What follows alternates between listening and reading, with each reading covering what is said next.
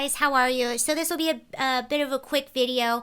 I'm sure you heard last night President Trump and Melania Trump have contracted COVID-19. They tested positive last night after an employee of Trump's, I believe that they were flying on Air Force One with, tested positive. So they were also tested.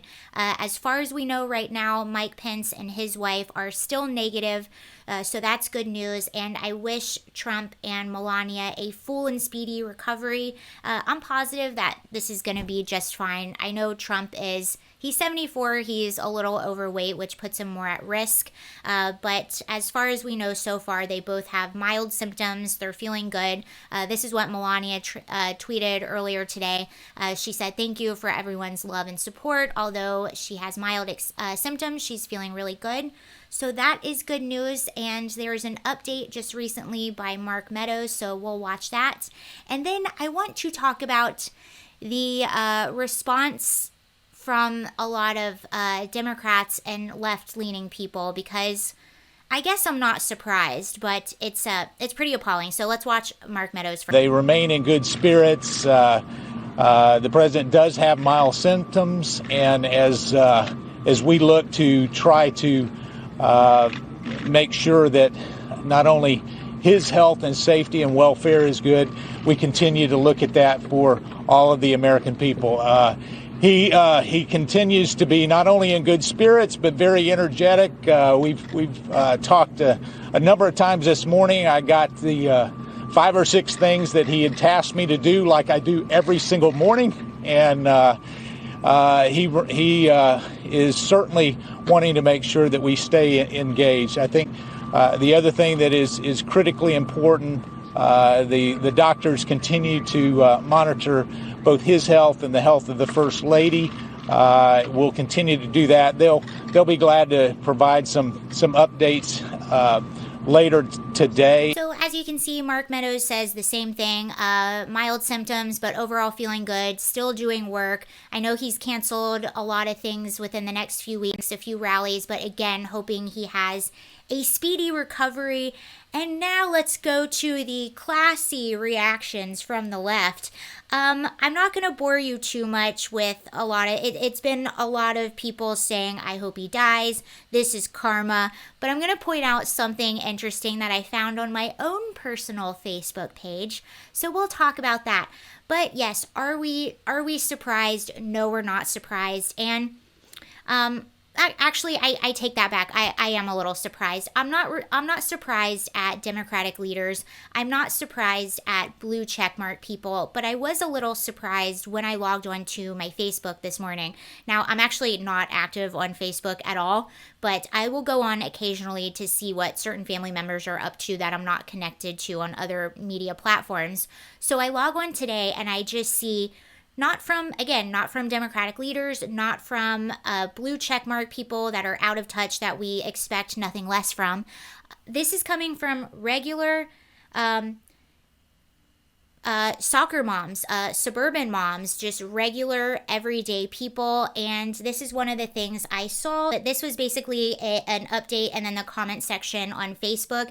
And I'm pointing this out because, again, we expect this from our blue checkmark people and all of those, but this is a regular everyday person. I hid the names because I'm not about blasting people that aren't public figures, but I'm using this as an example, but I've seen this over and over and over and over and over again, this same exact delusional, paranoid mentality that is not based in reality. These people are so blinded by their hate for Trump that this is the world that they're living in. So I'm going to read this for you. "At this moment in time, I'm the happiest I've been in several months because someone got sick." You're the happiest you are in several months because someone got sick. Okay. This morning I found out that Trump has tested positive for COVID-19. So, I'm sorry. So this person you've never met, the President of the United States, a person you've never met, you found out that this person is sick, and this makes you the happiest you've been in months? This makes me so incredibly happy. I wholeheartedly blame him for the death of my father. My father, God rest him. I am sorry your father passed away. I God rest him. believed everything Trump said about the virus, that it was a hoax, that masks weren't needed, and that it would magically go away. I wholeheartedly believe that if Trump would have acted quickly and honest with the public about this virus, that my father and so many others would be alive right now, and that I would never have contracted it from my father. The only sad thing is I know it won't change the mind of his cult of followers around him. Most of them will now flip over and say, look, even he got it and he's a good man, or some dumb S like that. To me, this is justice. This is a higher power. Whatever one of you may or may not believe in, setting things in balance. I know I'm not a good person for this, and I'm about to make it worse by admitting, but I hope he suffers. Yeah, you're not a good person at all. And Trump never said it was a hoax. I've already made a whole video about this, so I'm not going to get too far into it. He never said it was a hoax. And the same exact politicians that are now telling you that he didn't take it seriously enough are the same exact politicians that called him xenophobic for doing the travel ban on China before we really even had any cases in the US. Those are the same politicians that said he was a dictator and that he was xenophobic for putting travel ban on, which probably saved hundreds of thousands of even more lives, if not millions of lives, because of the amount of travel that was going back and forth. Those are those same politicians. Nancy Pelosi infamously went down to Chinatown in San Francisco and was like, hey guys, come on down to Chinatown after the ban, telling people there's no problem here, there's nothing to worry about. Governor Cuomo, and these are just the two off the top of my head, there's many more.